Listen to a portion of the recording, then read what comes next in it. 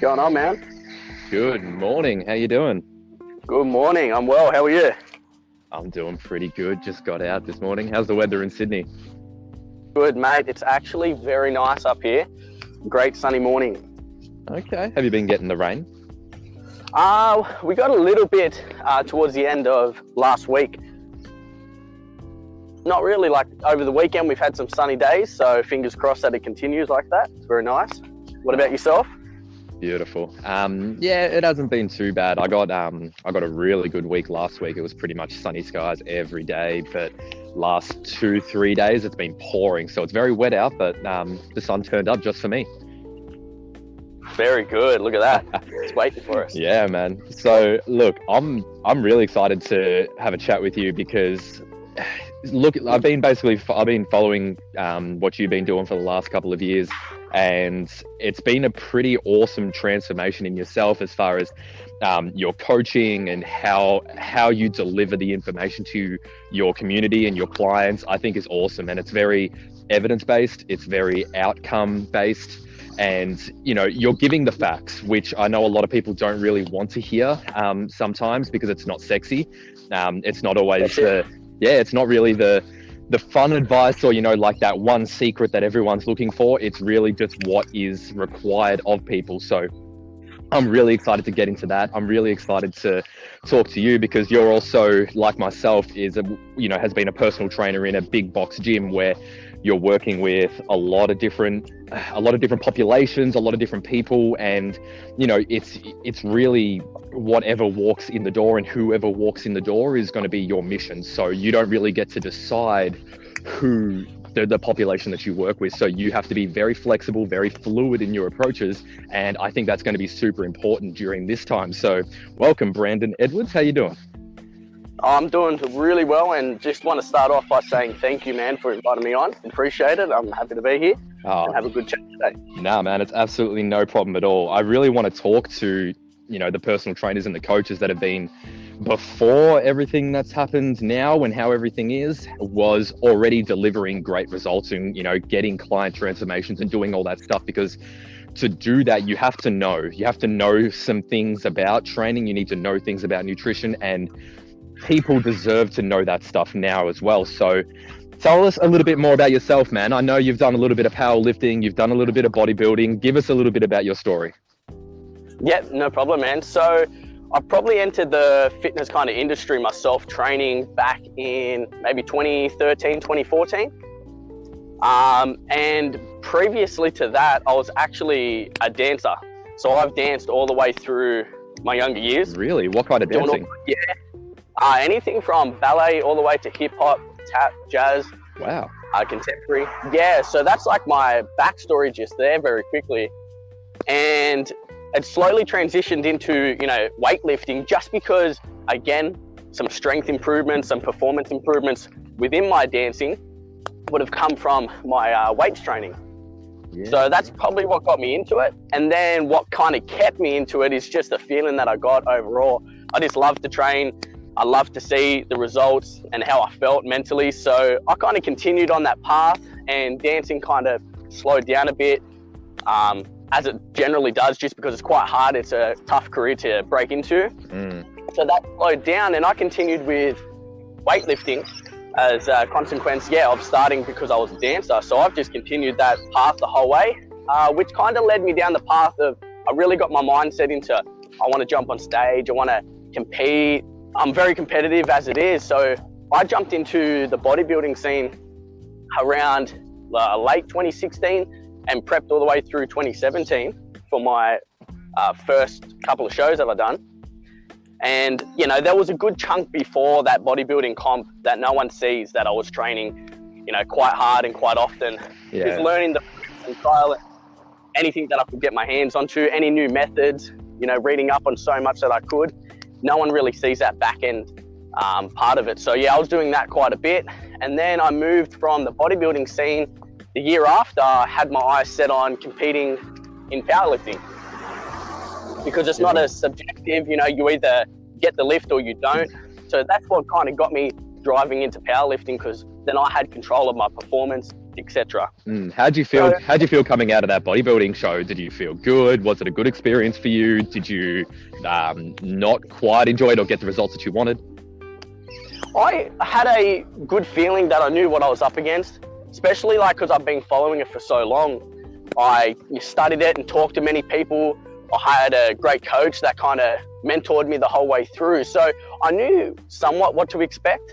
I ended up competing in 3 overall shows with ICN, and it was actually men's fitness, so a little bit smaller than the bodybuilding boys. But, you know, we jumped up on stage. I received a fair few second places all the way through. So, you know, really close to that first, but hey, at the end of the day, I was doing it more for me. I've always wanted to compete. So no matter what, I went in with the mindset of, I've done what I had to do. Still hanging in there? I'm there, my man. Yep, perfect. All good. Keep going from where you left off. I'll clip it. Yeah, too easy, man. So that's pretty much what that scene of bodybuilding is, just going with the mindset of do the best you absolutely control, the variables you have control of, and whatever the outcome is, you know, it's more so that the environment you hang around will influence you greatly leading into it. So have a good environment, friends and family support you, and at the end of the day, just enjoy the journey. Yeah, absolutely. It's really all about the enjoyment of it, because just like sometimes it feels like so different from any other sport because it takes so long to prep for it. You know, a lot of people can just step on the court and, you know, go for it. And it does take that obviously that training and everything behind it, but you know, you don't really see, or for some reason it hits bodybuilders a little bit differently, so you have to enjoy the process of it. So from there you started to jump into powerlifting. Was it straight into it? Did you have a bit of time off, or was it as soon as you stepped off that stage you're like, nah, you know what, I want to be strong? Yeah, pretty much like as soon as I stepped off that stage, what got me into it was I started to feel like, you know, I prepped for 6 months for a couple of shows. So where do I go now? Like, I felt pretty lost because in terms of goal setting, I didn't have any goals to set on. And I thought, you know what? I've just been focusing so much about how I look within the mirror, comparing myself, etc.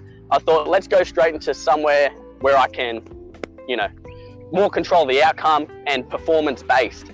And that's performance-based. So that was powerlifting straight away. I thought, look, as soon as I got off stage, I can control this. I want to get strong. Performance-based sport, it looks, you know, quite appealing. So I actually had my eyes set on it, but I didn't hire a coach or get any help leading into it until probably mid-2018. So I jumped off stage end of 2017, and it wasn't until, probably around June or July 2018 that I hired a coach and got prepping for my first show. Yeah, right. And during that time where you didn't have a coach, were you making progress? Everything was feeling good? Yeah, actually, man, I was just roughly going on, like I was doing my own program and I was just going about my training, but I was prioritizing the big 3 lifts. You know, I was calculating all volume, working on the skills behind the lifts, squat, bench and deadlift. I was working quite heavily on the skill acquisition of it.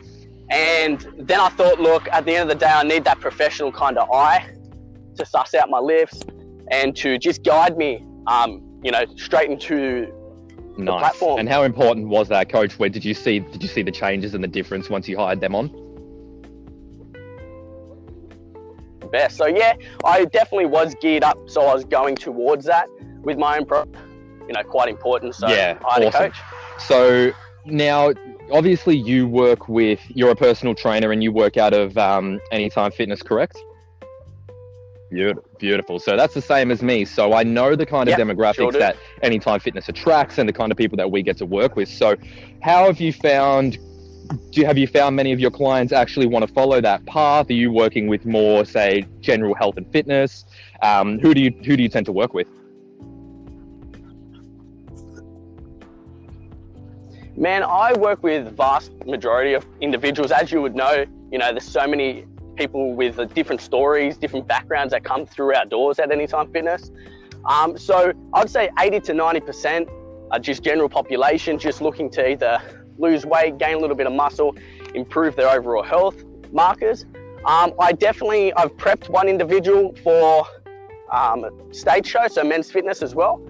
So I ended up prepping a good friend, Vinny, one of my clients, and I also had a client, Jessica, for quite a while doing powerlifting, and we went through 3 shows together, or 3, performances together. So yeah, I've definitely worked with a couple of clients on that end. And look, performance is a big key for me too, because I think everyone's getting caught up with scale weight and how they look, but how you feel and how you perform is quite important. So even with my Gen Pop clients, we definitely figure out some sort of marker of performance that we can improve. And, we tend to work on that.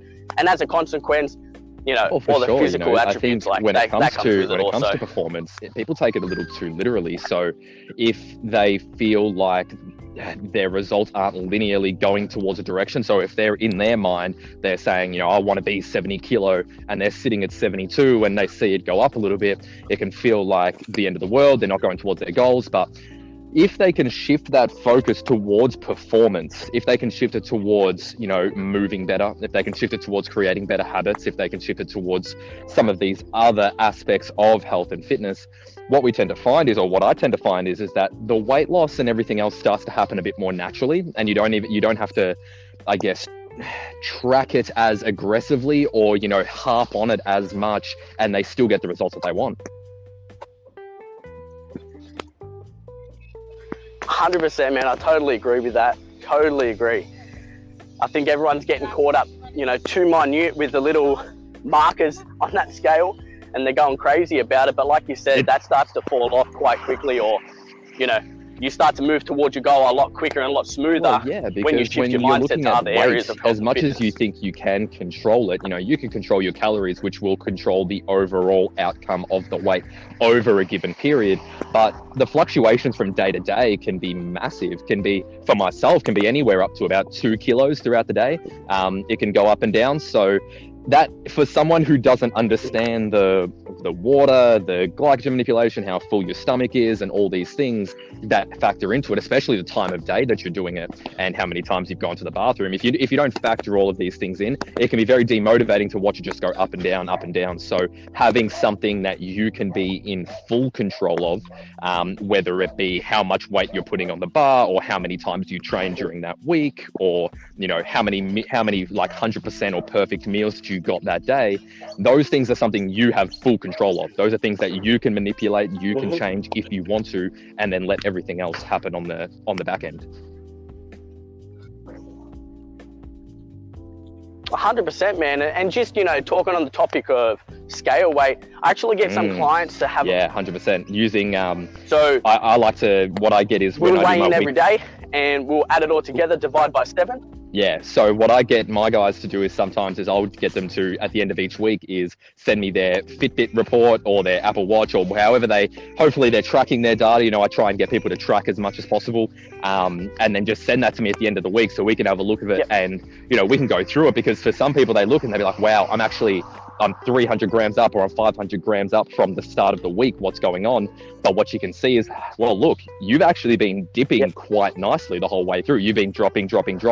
It's only gone up this one day. So something's gone on there. But if you stay consistent and you keep doing what you've done throughout the entire week, we're going to come out on a win. 100%. If you can drive that into a client's mind, and you sell them that kind of journey, and they believe you, then they're all for continuing. Because a lot of people quit at that moment.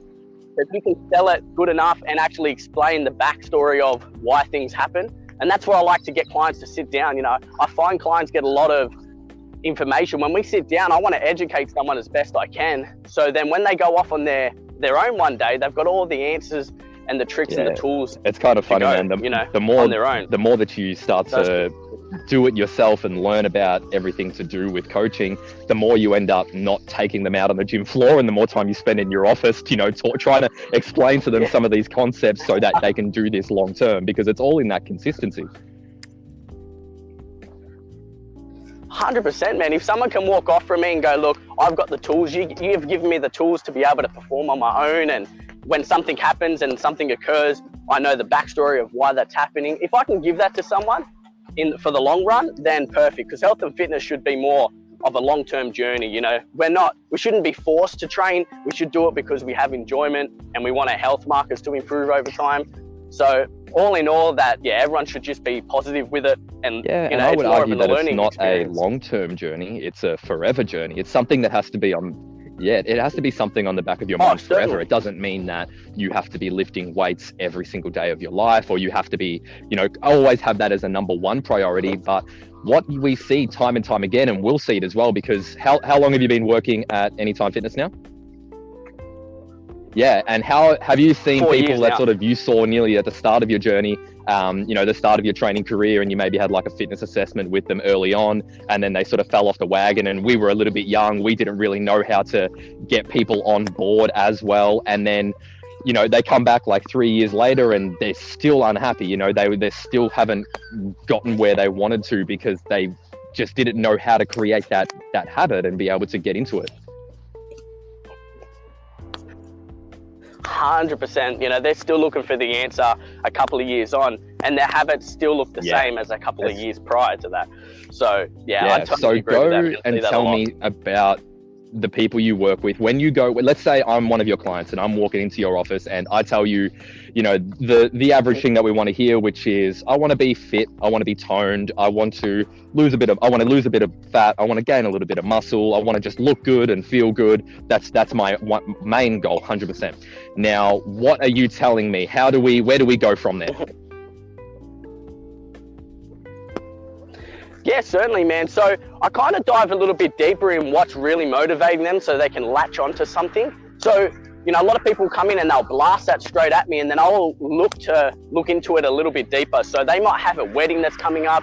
They might have a birthday. Then they might have had something drastically happen to them, years prior, where they really want to get off that bandwagon and go into and build some new habits. So I will latch that person onto that, and I'll ride the journey with them, and I'll help them as much as I can. But I find that if we can get onto that big motivator first and foremost, then we're on a good track. So that's what I would kind of do. I'd kind of dive straight into it mentally. I'm like, hey, what's really driving you towards that goal? Is there anything in particular? Like, look, I wanted to jump on stage, but there was a little bit more to it. I'm competitive as it is, but not only that, just mentally, I'm like, hey, like, what can I do with my discipline? Can I push myself? It's a learning experience. There was other aspects to it. So I would get the same out of a client too. I'd say, hey, why do you really want to drive this goal? Because sometimes it can be very difficult to latch onto something without, the backstory behind it. So if they can latch onto something and find a good motivator, that's my first thing that I'll jump onto. What people forget is you have gone, for a lot of people, so I would assume for us, most people that we're working with is anywhere between sort of the ages, it can vary anywhere from like 18 years old all the way up to, 50, 60 plus. It can be anywhere in between those ranges. And for some people, especially on the further end, if we're talking anything plus 25, 30, in most cases, they've spent a big chunk of their life not caring or not worrying about it too much.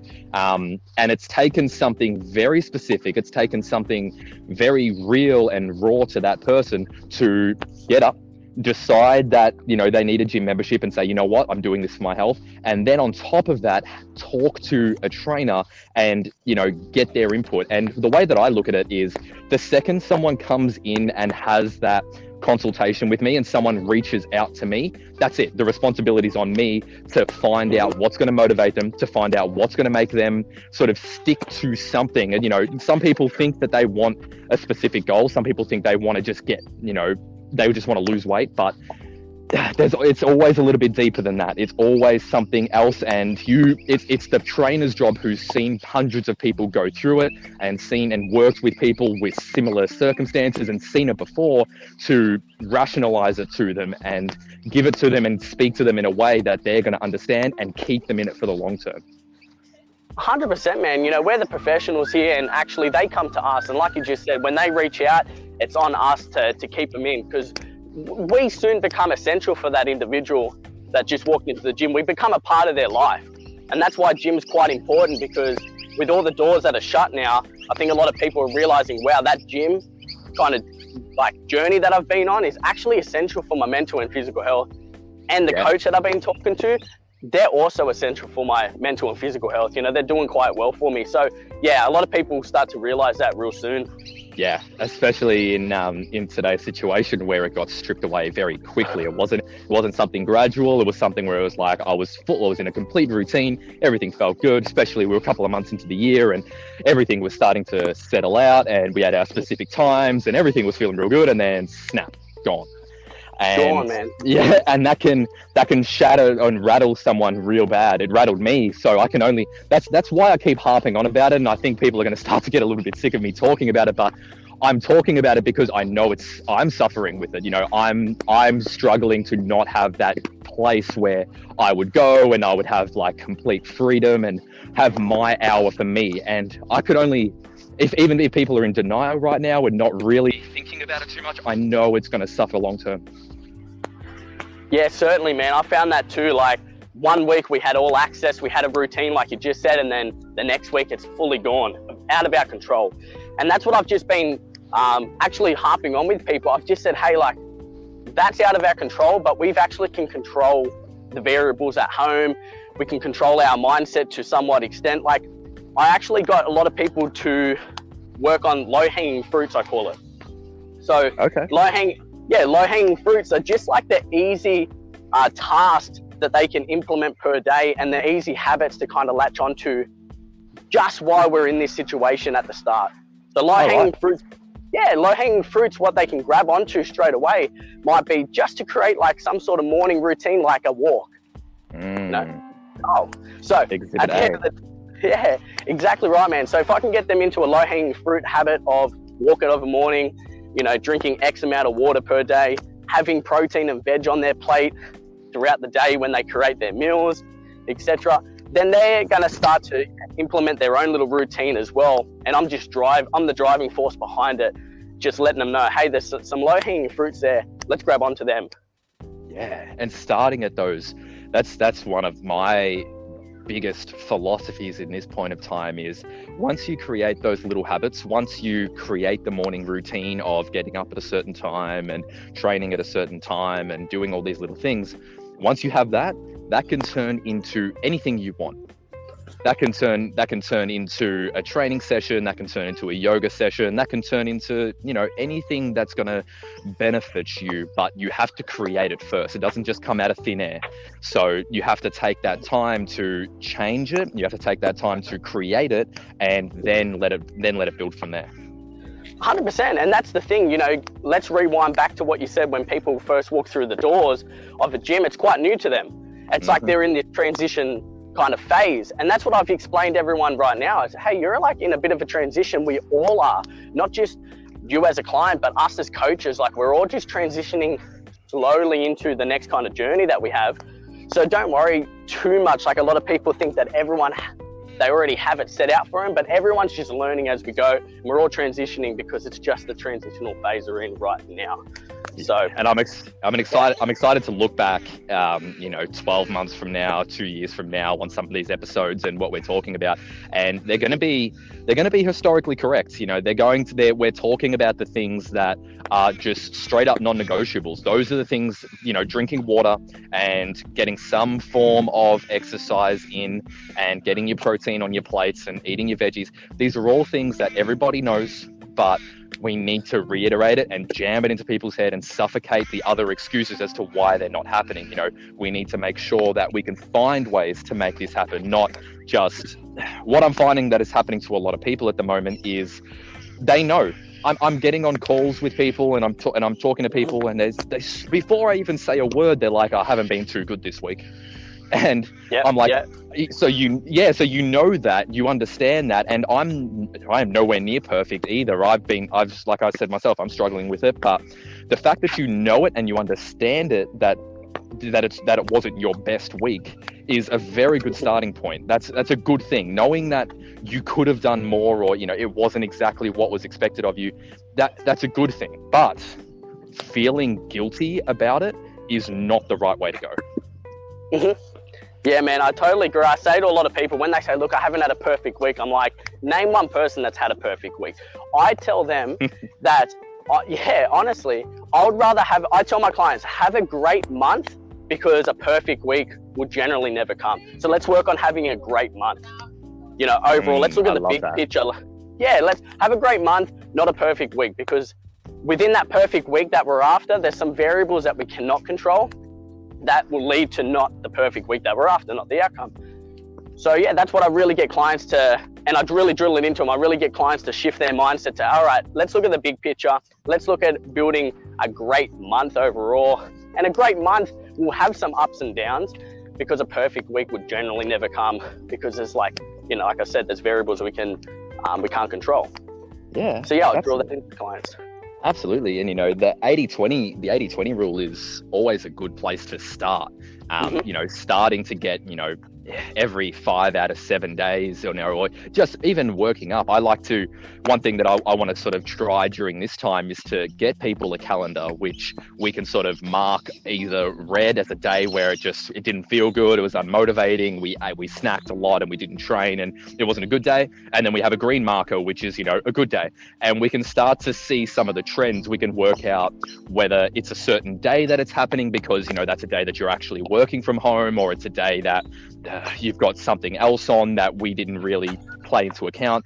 And those habits and actually analyzing that stuff is going to be where we can interject it early, and we can find out what the problems are and try our best to fix them.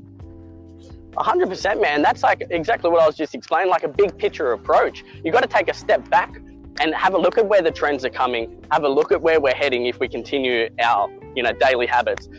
And that's pretty much the story of it, is what's the big picture? Take a step back. Don't look at the minute kind of areas, because we need to take a step back and have an open mind of what's occurring. Yeah. Everyone has a situation. Yeah, and also, especially in our particular situation, we got to remember the client's goal in the very first place. We got to remember what they wanted to achieve when they first came and saw us, which, like they told us, and even whether it was right or wrong how they said it, it's in most cases, I want to feel better, I want to lose a little bit of fat, and I want to gain a little bit of muscle, and I want to be fit. And those kind of things, we can get a little bit carried away in the gym, as far as, we start to prescribe a lot of stuff, and we start to do, a lot of weight training and get them into bench pressing and squatting because it's fun and it's a good way to keep their goals on track and gives them those new kind of goals to stick to. But are they non-negotiables? Are they things that we can't progress without? And I would have to argue that's not the case.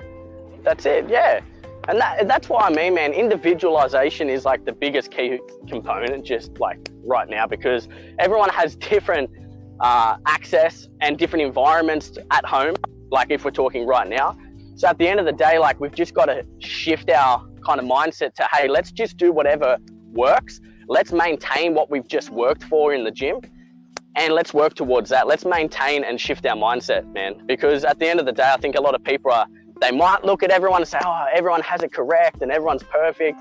But hey, in the big picture, no one's perfect. No one, including your trainers, guys, I promise. Yep. And so that's where I want to sort of go a little bit now. How is your training going? What are you doing to keep yourself? I've been watching a lot of your videos. Awesome work, really informative. It's awesome to see. I'm really impressed with just how much information, trainers and everyone is being able to put out. And I don't think it's not saturating at all. I think it's what needs to be there, and it needs to be overbearing. It needs to be loud so that people drill it into them and people can actually put it into their lives. It has to be loud. So I love the stuff that you're doing at the moment, man. Tell me a little bit more about it. Yeah, 100%. So in terms of my training, look, I've been lucky enough to I've been hoarding all this equipment for years. It's like I've been preparing for this moment. But at the end of the day, I've had like quite a large opportunity to get my hands on a lot of equipment. So I've still continued with my training, but the back end kind of education that I'm giving out is more towards those individuals that don't have that access. So if they've only got their hands on bands, one set of dumbbells, just body weight equipment, anything they can get their hands onto, I'm kind of just shifting my education towards that, because I know that everyone doesn't have a home gym at home. I've continued and just trying to maintain what I've got, some muscle mass, some strength that I've built over the years. I'm just trying to maintain that. I'm not looking for anything kind of perfect at this moment or pushing towards any competitions, just because this year's just been a bit of a bummer already. In terms of kind of comps, all the comps that people have been working towards are kind of just scrapped. But hey, everyone's working towards it as a team. I'm on here talking to individuals like yourself, man. So we're just kind of spreading the message that, yeah, at the end of the day, we're just working with what we have. Well, that's really it. I think this is going to be tackled, and we're going to overcome this through conversation, not through exercise.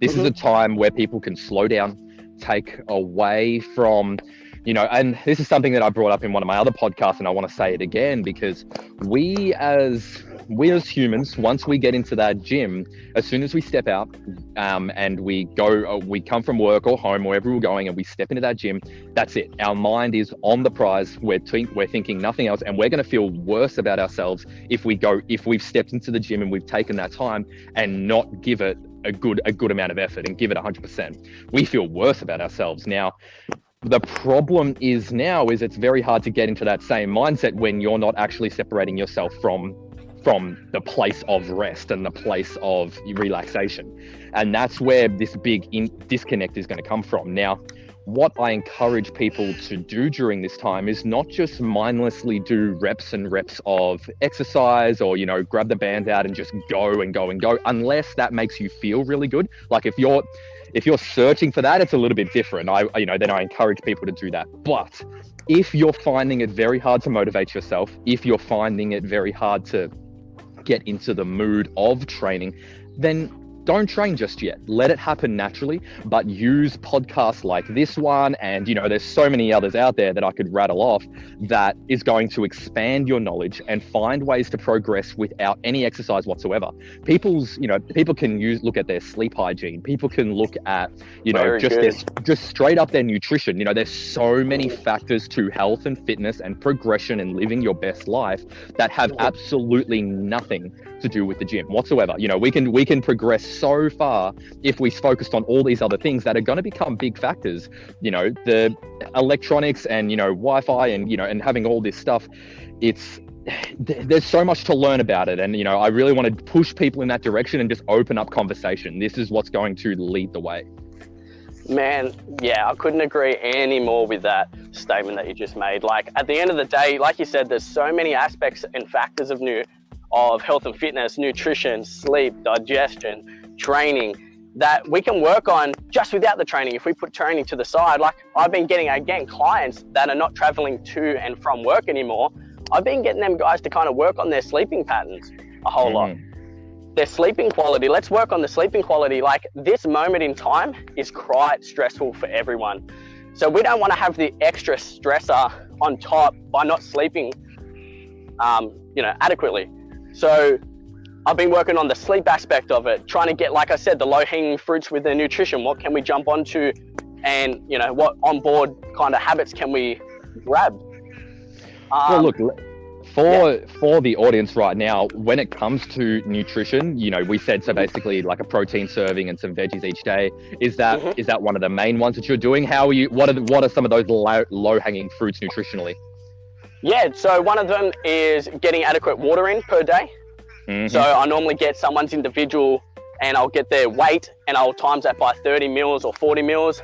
I've got that from Precision Nutrition when I've done their course. They're quite good. So I'll look on that just to get their kind of water intake for the day. I will say, if we have 3 to 4 main meals per day, say that's their schedule, their structure we're trying to work on, their routine, I will say on them plates, can we place a 1 protein serving of your choice, 1 to 2 vegetable servings on that plate, just so we can, again, dive straight deep into the protein servings, veggies per day, water intake, fruit intake. So I'll work on them 4 kind of key components right there, and we'll go from there.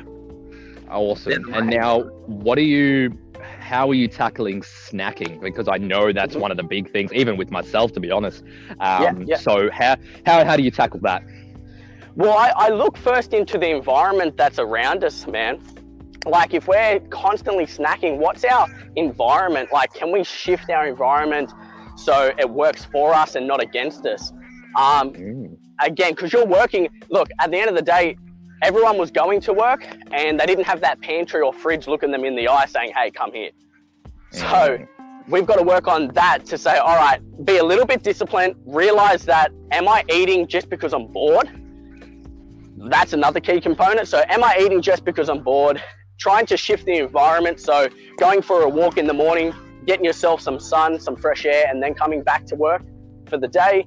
And then the other thing is, can we prepare ahead? So I like to have meals ready for myself or my clients. I might have all my protein set for the day, and then I'll just cook veggies or have a fresh piece of fruit ready on hand. So am I prepared? They're the three big things. Shift the environment slightly, or get out there, get some sun just before you come back to where you're going to sit all day. Again, are you prepared? And just realizing, are you boredom eating? Is it just this, the lack of discipline? Because it's really different. Like, it's a different environment we're dealing with. So discipline. Absolutely. Yeah. And probably, again, the last thing that I'll pick up on would be water intake. Like, a lot of people say, oh, look, I have a coffee of a morning, I go through all day, I have 600 mils before I train, and then that's it. And I'm like, oh, we probably need a little bit more than that. So let's work on that habit. That's one of my first questions and one of my first interventions that I'm working on the moment, because I found with myself, I was sitting down yesterday and I was on the laptop and I was doing a whole bunch of work, and 6-7 hours went past and I had my shaker next to me and I was like, hang on a minute. I have drank maybe 250 mils. I'd maybe took 2 or 3 sips all day. And you don't feel it, and that's the thing, as us, we don't really, you're not going to notice it right then and there, but we know by doing the research and by listening to the people that how detrimental that is, and long term how bad that is, and just sort of the habits and the decisions you make because of that. You feel hungrier, you feel more dehydrated, you crave sugar a little bit more, you crave sodium and saltier food, all these little things start to come up that you don't really think about, but that can be something so that's one of the first questions I ask now. Where's your water intake at? And 100% of the time so far, it's been, it's not the same as what it was. And of course, that's everything. Nothing's going to be the same as what it was. However, we need to look at how we can keep these things as a part of our daily routine. That's what's going to give us the success here. 100%, man. That's it. What we've learned in the gym, what can we kind of shift, manipulate, and then implement into our daily lives now outside the gym? So all those habits we were building on, we weren't building on them for no reason. We were building on them for a specific reason. And definitely now can we implement them and take them from the gym, or when we had access to the gym, that environment, can we take those habits, and implement them into our daily lives now? And one of them being water intake, 100%. I get a lot of clients to try and get a larger bottle if they can. Something simple, hands on a 1.5 litre bottle.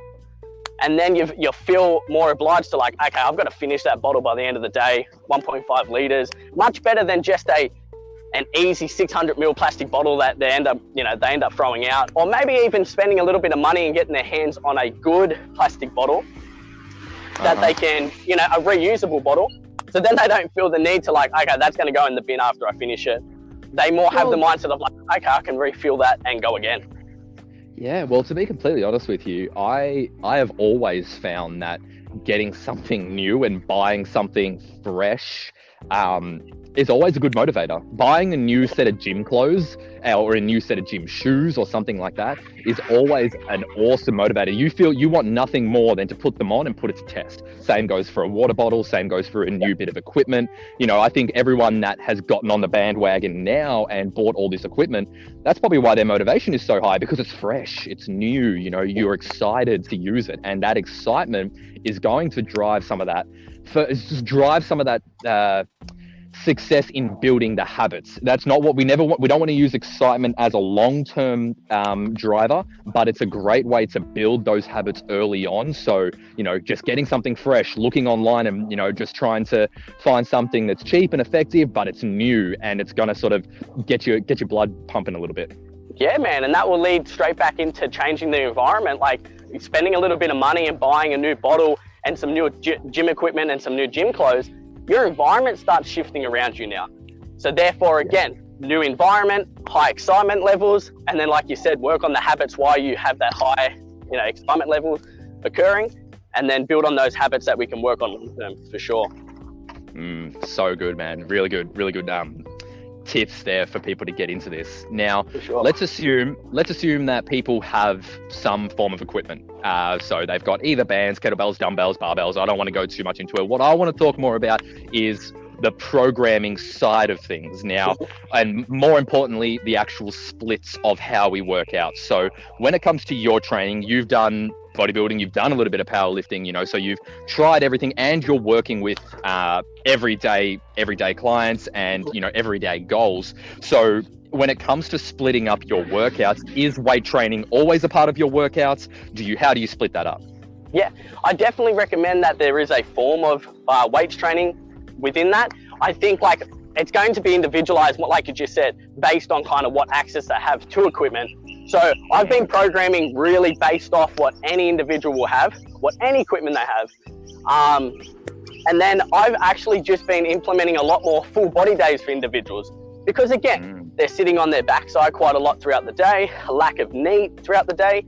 So I've actually got them to work full bodies, or I might split my volume for my clients into upper and lower splits. Very rarely that I tell like a client, hey, you're just going to have an arm day, or we're just going to work on shoulders only, unless really like that's all they want to do. But again, we'll work closely and we'll communicate quite often, and I'll explain the backstory behind, hey, this is why we're doing a full body split, because you're only training 3 times a week. You know, you only have access to your equipment 4 times a week because you have other commitments in your life. So based on that, let's make the most of it and let's do an upper lower split. So it's going to be individualized. I will bounce between full body days, push pull legs, upper lower split, definitely. Again, it's just going to be what they have access to equipment wise, their time, and yeah, like the overall environment, what can we work with? Yeah, what I've been trying as of late is starting people off, especially the people that are struggling to, I guess, find that motivation and get back into it, is starting with one day. I start with one full body day that hits virtually everything, or sometimes, you know, it's a little bit more tailored to, say, arms and shoulders for guys, or maybe a little bit more tailored to legs and glutes or whatever for a female, and starting from there. And I say, look, you do this workout 3 times. Let's get it done 3 times, and let's see how long it takes you to get it done 3 times. And some people, it'll take them 2 weeks to get it 3 times. Some people will do it 3 days in a row, and anywhere in between. But it sort of starts that happens. Oh, look, I've done this. And I'm like, all right, cool. How did you find it?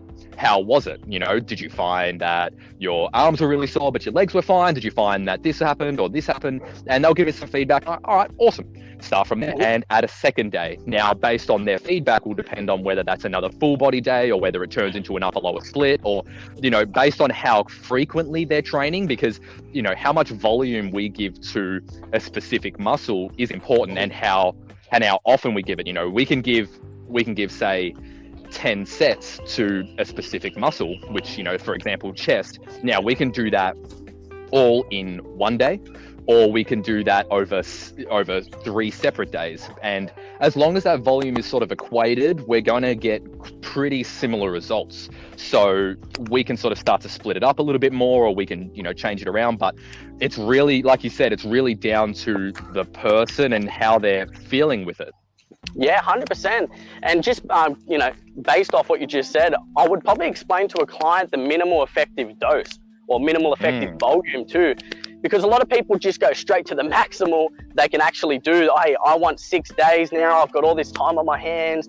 I actually want to like obliterate my legs, etc. They want to go all out. And look, us as coaches know that's not sustainable. It's not going to be enjoyable for the long term at all. They're not going to adhere to that. So I'll explain the whole minimal effective dose to them, just to maintain or get a little bit of progress occurring, just so we can continue that for the long haul. And we can always build up. It's very hard for a client if you gave them 6 days and everything they can actually do, and they do it for a week, yeah, they do it for 2 and 3, and then they start falling off the bandwagon. You got to tell them, hey, we got to reduce to 5 or even 4 days, or we got to change your split. A lot of them feel like, okay, I just failed that.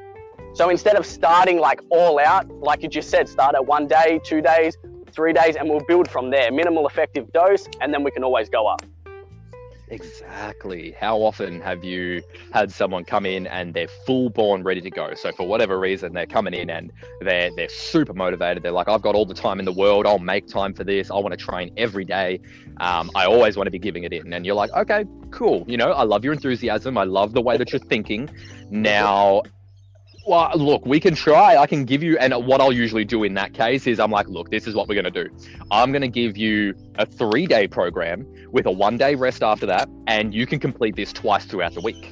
So then at least we're not, even if a day does start to fall off, we have already hit the exercises that I wanted to hit. We've already hit most of the volume that I want to hit. And then if I see that they're consistent over that 3, 4, 5 weeks of hitting every single day, then we'll reconsider and be like, okay, well, look, you're getting it in, you're doing it, you're staying motivated, we're seeing results. Now we can up the volume. Let's add in some extra exercises. Let's change the sets around and turn it into a 5, 6, 7-day program.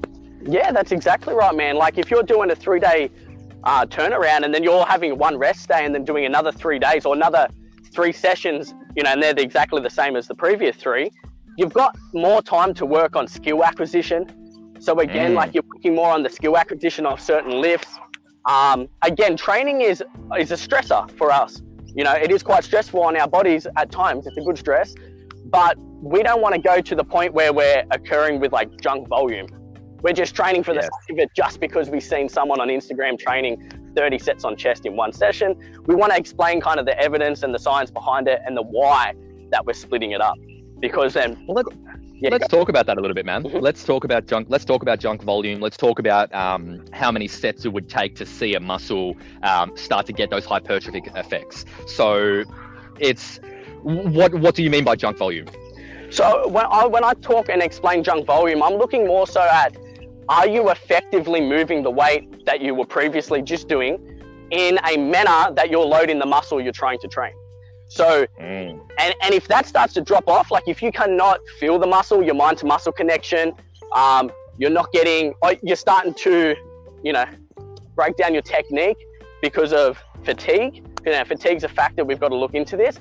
Then we're probably going towards the end of junk volume. There's no, somewhat quality there. Now that's going to be different from different exercises. You know, if you get a squat, a barbell back squat, and then a tricep push down, you've got 2 separate exercises, quite different just there. One's gonna inhibit, a lot of fatigue, and the other one not so much fatigue. Kind of localized fatigue in your triceps, and then overall your system's gonna be slammed if you're doing barbell back squats, so you're gonna have, you're gonna be highly fatigued. So if we're just talking junk volume, man, I'll look at the kind of lift that they're doing, and then I'll look at, are they loading the appropriate muscle with technique and it's not breaking down because of too much fatigue? And I'll look at that, look at the quality of the movement. Well, yeah, taking those 2 examples, taking a tricep extension and a barbell back squat, when we're looking at fatigue, when your triceps do get that localized fatigue and you get to say, 3 or 4 sets of 15 or 20 and you're starting to really feel that burn, you essentially just can't do that exercise anymore. Like your tricep and your elbow literally stops bending. So we can't keep going. Whereas when we're looking at a squat where there's a lot of hinges and there's a lot of movements involved inside and a lot of muscles involved, things can start to compensate. Things can start to change around. You can use more of your back or your hips or your quads, and things can start to take over, and then they start to change where we're putting that emphasis. And for people who maybe aren't as advanced or aren't quite familiar with the movement, that's where we can come to a lot of problems. That's exactly right, man. Like compensation, everyone's compensating or they're using momentum in order to shift weight from A to B. And that's where injuries may occur, or overall, we're just not getting the stimulus placed on the muscle that we need. And a good kind of way to explain that is I got a quote that I got off an individual that you want to make heavy weight feel easy and you want to make lightweight feel hard. And if you look at it like that, you're like, okay, I want to make that heavy weight feel as easy as possible. So I need to actually hit that with a great, skill acquisition. I've got to really work that lift. And then when you're looking at tricep kind of extension, you want to make that feel heavy. You want that localized fatigue because you're only working the elbow and into the tricep. So you want to make that feel nice and hard for yourself. It's not going to cause too much kind of fatigue overall in your system. So look at it like that. Make heavy weight feel easy and perform it well, and then make lightweight feel hard. I like that. I really like that. It's a good way to think about it, because that's what we should be trying to do. When when you give someone, this is the funny thing about us as well, because we're working with very different populations, we can give an exact same program, right?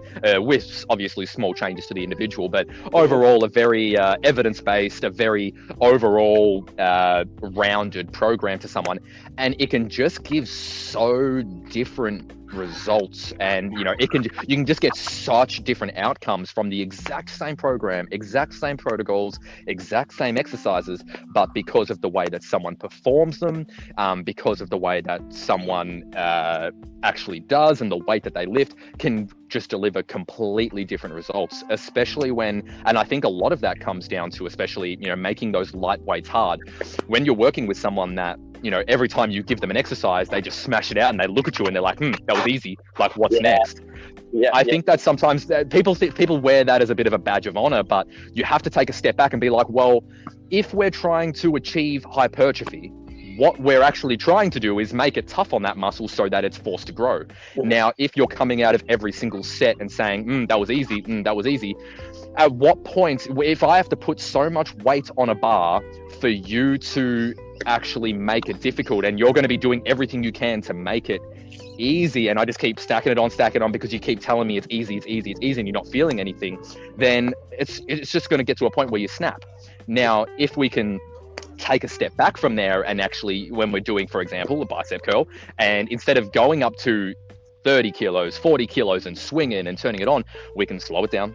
We can take that tempo, and we can, keep every rep looking exactly the same. I think that's one of the big things. Your first rep should look as good as your last rep.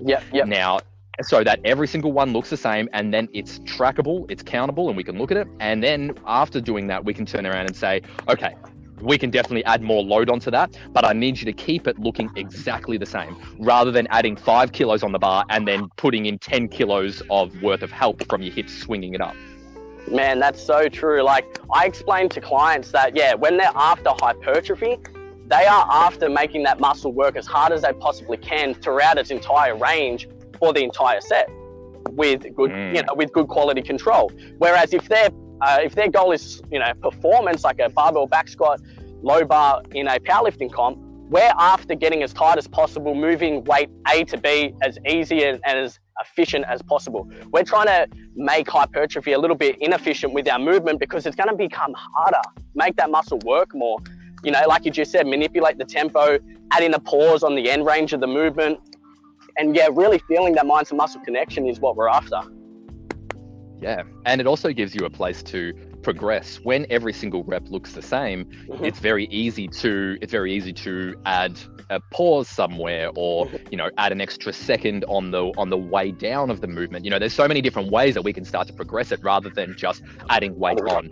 But when you're always using momentum, or you're always, your form's all over the place and it's changing every time you change the weights, that's when it gets difficult to program for them, and it gets very difficult to actually say whether we are gaining or progressing or not. That's exactly right, man. And what you just explained was great, with every rep should look the same. I explain it to a client, hey, if you got a set of 10 on barbell curls, you've actually got, each individual rep is like a new set. Reset, think about it in your mind, what you're going to do, take the weight A to B, control it. And I will say that every rep is like a new set that you got to prepare for. So if you're up to reps 8, 9, 10 and you're really, really tired and you're fatigued, don't force that momentum. Just reset yourself, regather what you're about to do, and then go through it just like it was reps 1, 2, and 3. I like that, man. I really like that. Now, I also want to talk to you about, because obviously right now we're talking about hypertrophy, I also want to dabble a little bit on achieving a six-pack during this time, whether we should, whether it's how we would go about it if we were.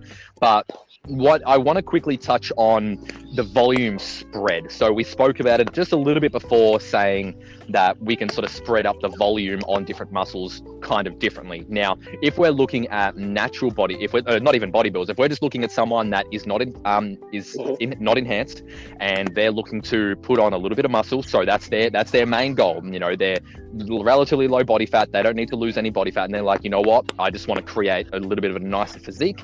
I want to put on a little bit of muscle and look and feel good.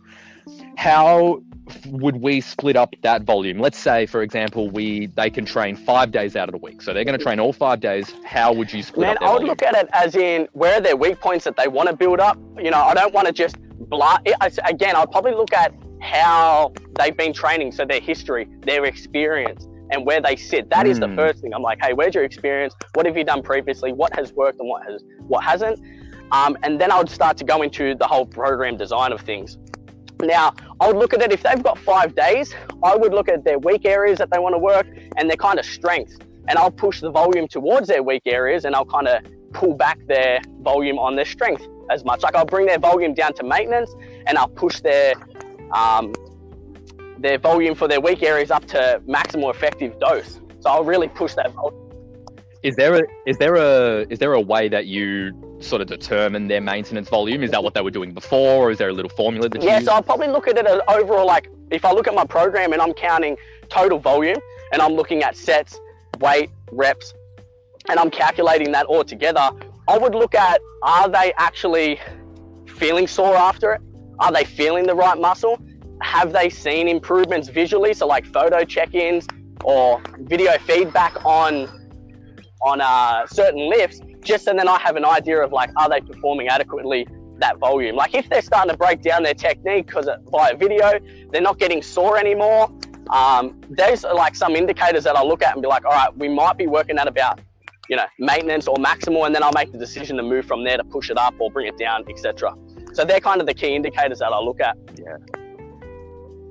Well, yeah, it's always a little bit of a bell curve because, we can, when you start on low volume, people need to, this is something that isn't really spoken about to, I guess, general clients that are just looking to look good, feel healthy. And no one really talks about how many sets they're doing of a certain muscle when they're looking for muscle gaining, but it is an important aspect. So that's why I want to sort of open up this conversation quickly so people understand what is needed of them when it comes to hypertrophy, because it is a bit of a bell curve in the sense that the more sets you do, the better, the more stimulus you're going to create for that muscle. Now, there is obviously a dipping effect when you're doing too much for that muscle and you're just creating more stimulus or more breakage of that muscle fiber that we can't actually recover from. So there is going to be a point in time where obviously it starts to dip down and you start to get worse effects. Now, I've found personally that this happens when we really split it up and we do that bro split that everybody does, where sometimes we're doing, for example, we just have a straight up shoulder day and people can hit anywhere to 30, 40, 50 plus sets on just their shoulders on one given day. Do you think that is effective? Would you recommend that for some people? What are your thoughts on that? I like to kind of split volume up. Like if I look at an individual's muscle group, so say they're like, hey Brendon, I really want to build up my physique, build muscle, and shoulders are the area that I'm kind of lacking. I'd be like, okay, let's look at kind of what movements we're doing. Like currently, if we need, we can change movements, and then I'll start to look in the volume that they're doing. So if they're doing 10 to 20 sets, let's pick a number, let's pick 15, right? I will get their 15 and I'll split that into maybe 7 sets one day, and another 8 sets another day, for an example. So I'll get them, so their frequencies 2 times per week, they've split their volume almost in 2, and then they can work on, again, skill acquisition and execution of that perfect volume throughout 2 different sessions. Because then recovery is a factor. If they're doing just 50 sets on one day, because they're going hard and they're going ham and they're just doing a shoulder day, does that start to inhibit their performance when it comes down to their next push session, so their next chest session? So does that start to to break down other sessions? So again, let's look at legs for an example. If they're just hammering quads, 50 sets, just one leg day, is that starting to break down any other axis? Like if they're doing squats on one day and they want to do deadlifts or anything on the next day, say bent over rows for back day, for a pull day, is their back super fatigued from that 50 sets that they just performed on leg day? So is it starting to inhibit their progress on other sessions? That's something that I'll do too. So true. And people feel it, after they've done a big leg session, it's usually their lower back / glutes area is almost always a little bit tender unless it's been a very quad dominant session. But in most cases, they feel that over the couple of days. Now, what people don't realize is that what the studies have shown time and time again is that when volume is equated, so, if you're doing that 30, anywhere between that 30 to 50 sets, which I'll just, as a blanket statement, say now, most people, unless you're on the elite side and you've been training for 5, 6, 7+ years, most people do not need that amount of volume to actually progress. Most people need around, people can progress anywhere between 10 to 20 sets per muscle group is usually where we look at, or at least where we start, and then pump up from there. Now, what the studies have shown time and time again is that when that volume is equated, so let's say 20 sets of legs, whether you do that in 1 day or whether you do that, say 5 sets over 4 days, in most cases, it's pretty even. The hypertrophic effect of that is usually pretty similar. So wouldn't it be a little bit smarter to spread it over a couple of days so that we don't create as much fatigue on those muscles, therefore we can hit them again, and we're going to be creating that stimulus more frequently. And when we're creating that stimulus, granted our recovery is on point and we're getting our adequate protein and we're drinking our water and all that stuff that we were talking about before and taking those low-hanging fruits, wouldn't it be smart to spread them out so that the recovery is a little bit better, because we're not just hammering it and, potentially having form breakdown because we're doing so many sets. But, if we start to spread it over 3 or 4 days, we can get back in the gym faster, and we're going to be creating that muscle breakdown, therefore muscle protein synthesis afterwards once we get the protein in. That would be a smarter way to go about it, because you're not going to get as much fatigue, but we're going to get that same hypertrophy. I couldn't agree anymore. And that's one thing, studies may show the absolute maximum that you can train, and everyone takes that as like, okay, I need to do that. Like, that's specific to me. And generally it's not, based on experience and history and someone's environment, etc. Like, someone might be a construction worker, someone might sit in an office per day, same age group, same weight, same history, but their stress on their body is quite different with what they're doing outside the gym. Their ability to recover might be, slightly different to each other. And that's something to look into too. Like, what are they doing outside the gym for their recovery abilities? What do they do for work? What kind of stress? Are they a family man? etc.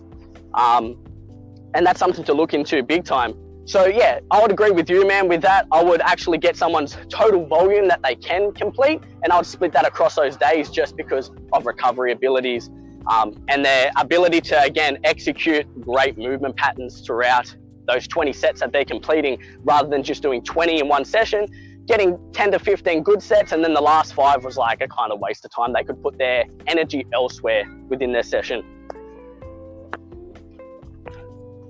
Yes, absolutely. And look, I'm going to also say over the top of all that, people shouldn't be afraid to trial this. There's only one way to find out whether, what split is right for you and how many sets you should be doing.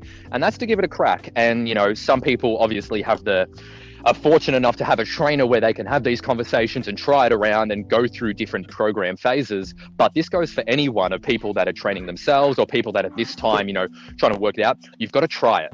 You've got to try it and actually put yourself in the position of these things, so we can actually see if it works or not. Because every person is so individual. It might work for you, might not work for you in a year's time when your lifestyle has changed. So we can only find out right here, right now. That's exactly right, man. Trial and error is going to be a key component.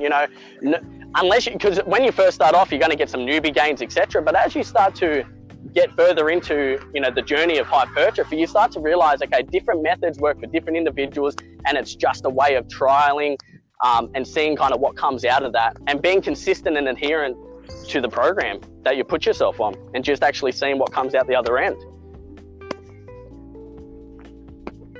Yeah, and yeah, I'm excited for all of this will sort of blow over and the dust starts to settle, and regardless of whether gyms open back up or not, or we're going to be stuck doing home training for a little bit longer, for people to get into that routine, because once that's created, we're going to be able to play around with this stuff a lot more. And I'm excited for some of the studies, and there's so many good influencers and researchers out there that are looking at this stuff, and I'm excited to see what sort of stuff they come up with and what studies are going to be done. Definitely, man. I can't wait either. Like, we're going to look back on this time, and if we can gain something and gain perspective and something positive out of this moment, then it was meant to be. I completely agree. Now, let's talk a little bit about abs. Let's talk a little bit about how can we get them during this time? Should that be a focus? Lovely. I like what you just tapped on with, should it be a focus? Because that's what I would probably look into first and foremost. If we're looking at abs as our main focus just right now, I think it's going to be a little over the top, because we've got other stresses. We've got to look after certain families, got to spend time with loved ones. We may not have access to certain foods that we wanted to get our hands onto, or access to, much equipment. So it's going to become a little bit harder to achieve that six-pack. Is it impossible? Of course not. If we implement the right training strategies and the right nutrition kind of habits, we can always build upon that and get lean enough to see that six-pack. But is it a priority right now? I'd say for most people, it probably isn't so much. But again, we want to maintain what we've built up. So if you're coming out of the back end of your kind of gym journey and you've got a six-pack, or you're looking lean enough, perhaps looking at maintaining that kind of current physique is perfect. For anyone else, man, we shouldn't probably be prioritizing that too much just in this moment of time. Yeah, and it's like you said, it's added stress, and I think what also happens there is, if people, I want everyone, if they have a fitness tracker or they have something like that, to actually look at these last week and maybe the week before and compare it to some of your other normal or normal weeks, and see the differences, see how many steps you're doing in average compared to, look at your sleep. And I can almost guarantee that 98% of people, there's going to be a mass reduction. There's going to be a big drop in steps. There's going to be a big drop in, I would assume, sleep quality, just specifically due to higher levels of cortisol in most people. Now, when all of this is happening, you're going to be really fighting against nature to try and get a six-pack abs. And it's going to be a matter of fighting against and increasing your cortisol even higher, which is going to hide the abs even more. So it's going to be like this never-ending pattern, and I think it's going to be a bit 100%, of a man. Just bringing awareness to some individuals that may be after that kind of six-pack abs at this particular moment, just to bring awareness that, hey, it's not the only priority. There's other aspects of health and fitness, and then this is why it's going to become a little bit tougher on you to achieve that goal, just because of, again, cortisol levels, other stresses, other factors, loss of income, loss of job, time, access to equipment. There's so many other factors that play into this, and it's just going to make it harder on yourself, and you won't get the actual enjoyment out of the journey so much if you're only focusing just on the six-pack aspect of it. So just bringing awareness to an individual.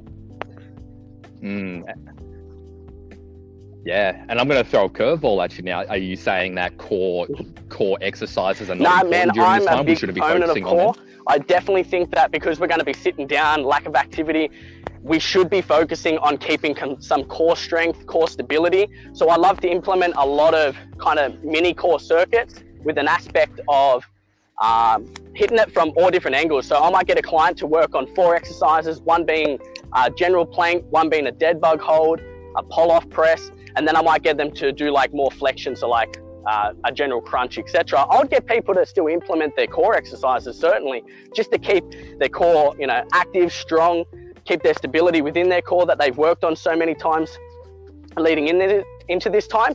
Just the aspect of a six-pack shouldn't come from that. It should come from knowing that I've got to, that core exercises, overall exercise have to work quite well with your nutrition to achieve that six-pack. So not just believing, all right, I should just quit core altogether. No, I reckon everyone should just put a great emphasis on that it's quite easy to train your core without weights. So why not, implement that on every session that you can possibly do, and just be smart with the programming of it. Oh, great answer, man, because there's two aspects to training, and there's two aspects to getting abs. And I like what you're pointing on there, where people are going to be sitting down more. I ask everyone that actually isn't joining me and Brandon on this walk, and you are at home and listening at the moment, I want you to think about how you're sitting right at this very moment. I want you to think about how you're actually sitting in your couch or on your chair, and you have to understand that unless you are really focusing on sitting upright, chin tucked, computer at your eye level and all these other things, you're most likely slouching. And whether you like it or not, you're putting stress on places that you're going to feel later on if and when this becomes a long-term thing. And training your core through all those motions that Brandon was just talking about is going to be so important, because those are the things that's going to keep your core, your lower back, and everything around that area in place, and it's going to keep that strong, and it's going to make it go forward. And like you said, they're easy to train, and on top of that, they feel good. I've got people that when they do core exercises, instantly they feel better, because they start to feel that little bit tighter in the stomach, and they're like, oh, okay, I'm still there. I haven't lost everything, because it's very easy when you're sitting down and you're snacking a lot and you're not moving as much to feel like you're putting on inches around the waist very quickly. It's so easy to feel like that. And as soon as you do like a bit of a core circuit and maybe like add in some hip thrusts or whatever in there to sort of get glutes activated as well, you can instantly feel better, and like you stand up taller, you feel better, and everything starts to fall into place. So that's another great reason to have coming off that topic just there. I've actually been telling all clients that we shouldn't neglect any movement patterns at this moment of time at all, if not really. So what I'm explaining is, I think everyone within their program should have some sort of squat, some sort of hinge movement, some sort of lunge, so a single leg movement, push pull for upper body, and that meaning that you're going to be doing push pull vertical and horizontal. So a seated row, overhead press, a push up, and then some sort of pull down. If you have those kind of attachments at home, or you can get your hands on access, you have access to that, then perfect, go for it. But the other thing is carry, so locomotion, so moving through space loaded. So if you have access to some sort of weight, and you can do some sort of farmer's carry, whether that's single arm farmer's carry, carrying with weight above the head, so holding a kettlebell, so overhead carry, double arm farmer's carry. These are some exercises that the listeners can implement into their own program to, again, one, get steps up, get their heart rate up, and then the other thing, to load their core while moving through space. So that's quite a big tip that I've been giving clients also. Oh, that's a great one, because not many people have mentioned that, and I'm actually a big fan of farmers walks. For anyone that's worked with me, they would have seen it in their programs, and now is a great time to put that in, because you can really use anything, even just filling up a suitcase, like you would, and just walking with it is obviously another great way to keep everything stable, especially doing it single arm. I think that's a great way just to keep your hips and keep everything right, man. And not really chasing that major fatigue and that major burn within your core. We're actually looking after our overall stability within our core that we don't want to lose. Like any other muscle, it needs to be under some sort of stress and some load, so we can create some sort of stimulus, and therefore, improve our stability and strength within that area, for sure. Yeah, and one other thing to note on the six pack before we start to wrap up is there's two different aspects to getting a six pack. We have to think about increasing the actual musculature of the six pack, so working at doing crunches, getting weight and load on the abs, so that we can actually get them to grow, which right now is probably a very good thing to do, because I know most people, when you get into the gym, most people are neglecting the abs, because there's so many other machines for chest, arms, back, all these things. So that's where we put a lot of our focus. So the abs turn to maybe 5 minutes at the end of a workout, and that's not what I would consider optimal for abs. Now, this is a time where, because you don't need a lot of load on them in most cases, we can really ramp up the intensity and the volume. And unlike some of the other movements, because for some people, A 90 kilogram bench press is just not possible during this time. So you're not going to be able to get that same volume on the chest. You're going to have to do it through other means. But when it comes to abs, we can definitely put more volume, more intensity than we ever have before, therefore create a bit of a hypertrophic effect on the six-pack muscles. Now, the other aspect to getting abs is going to be reducing the body fat enough and the cortisol enough that we can see the abs and we can actually drop the body fat. Now, that's where it's probably not the best thing to be doing at the moment, because in most cases, some people are genetically blessed, obviously, and they can sort of walk around with quite lean all year round and they don't really fluctuate too much. But for a lot of us out there, it's very hard to, and you have to diet very aggressively to get the abs, or diet for a very long time. And in today's circumstance, I don't think either one of them is that's exactly right. Should be the main focus, or should be the priority. Let's work on the behind the scenes, if we can call it, for our core training. Let's work behind the scenes. Let's implement some supersets, some trisets, just so we can get it done and we can really focus on improving that area. So when we do get back to the gym and we're able to drop some of this stress off our shoulders and we can, diet and have some visible abs occurring, well, that's when they're going to look their best. So we've done the work behind the scenes now, guys, so then we can improve for later. Absolutely, man. It has been such a pleasure talking to you, man. This has probably been one of the longest episodes I've done. It's really refreshing to talk to someone in a very similar circumstance. We have done a lot of similar things and taken a very similar route. So, I just feel like our heads are in the same space and we're sort of bouncing off each other really well.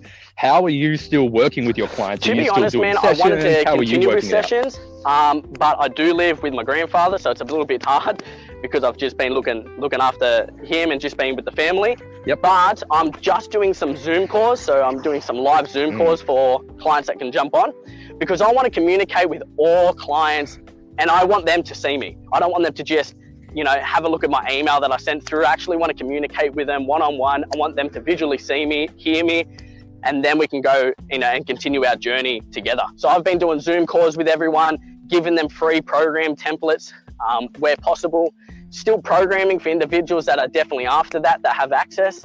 But even the clients that are dropped off somewhat because they say have lost their job, I've kept in contact with them, man. I don't think we should just neglect that. We are essential for these guys. They've been helping us throughout the journey. So let's give back to them and definitely push out as much as I can on my social media also. Oh, so important. I don't want to see any trainer at this time sort of back off and, take a step away from their clients, because this is when, whether they like it or not, or whether they feel like it or not, is when they need them the most. Because it's, like I said, one of the main things about us is creating the motivation and the discipline behind training. Now, that, everything else, the results and everything, is a byproduct of creating the motivation and the discipline and the structure. Now, what has happened is that motivation / discipline / structure is completely wiped. We have to start pretty much from zero in a brand new environment, in brand new circumstances, and we are more important now than ever. And whether your clients are able to pay you at this certain time or not, or whether they're able to facilitate, or whether they even want it, it is our job as trainers to at least have the information there for them, so that when the time comes, because I know you people that are working with us right at this very minute or before the gyms closed down, they were working with us for a reason. They saw the value, and that value hasn't gone anywhere.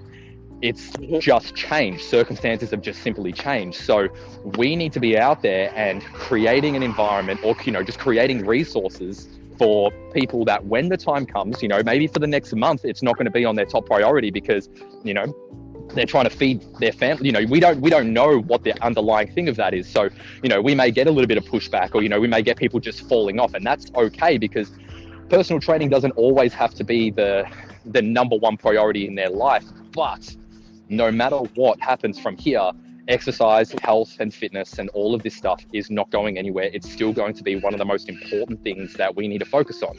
Now, it's only a matter of time, whether it takes a month, 2 months, 6 months, for people to realize that, whether they start to gain a bit of weight or they start to lose motivation, or they just look up one day and realize, holy God, I've lost all my gains, all my motivation. That's when it's going to come back. So being historically correct here and just putting out the information that is true and evidence-based is going to be so important. Touching on that, whether it's paid or not, it really shouldn't matter. Like, we've built a relationship with these people over time, and whether it was through those gym doors or not, they were coming for us. You know, a lot of people coming to see us. They had a great relationship with us. So let's continue that. There's no need to kind of drop away from that. Give them the best possible chance to maintain, if not improve, what they've been working on. Yeah, and just continue overall communication with everyone should be the priority. Incredible.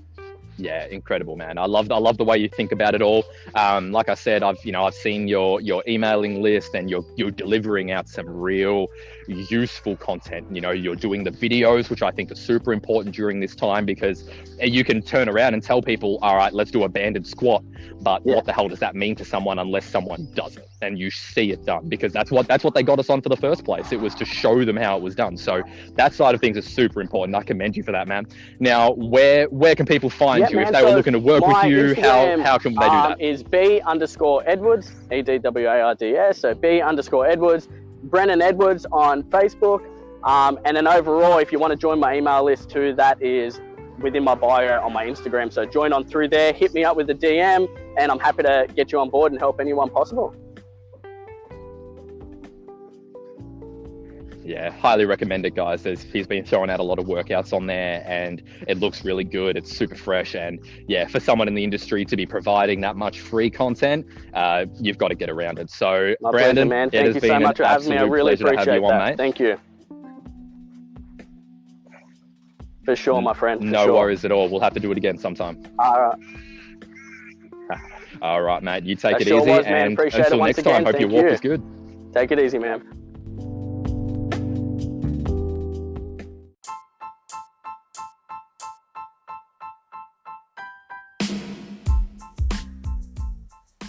Thank you so much for letting me in on your morning walk.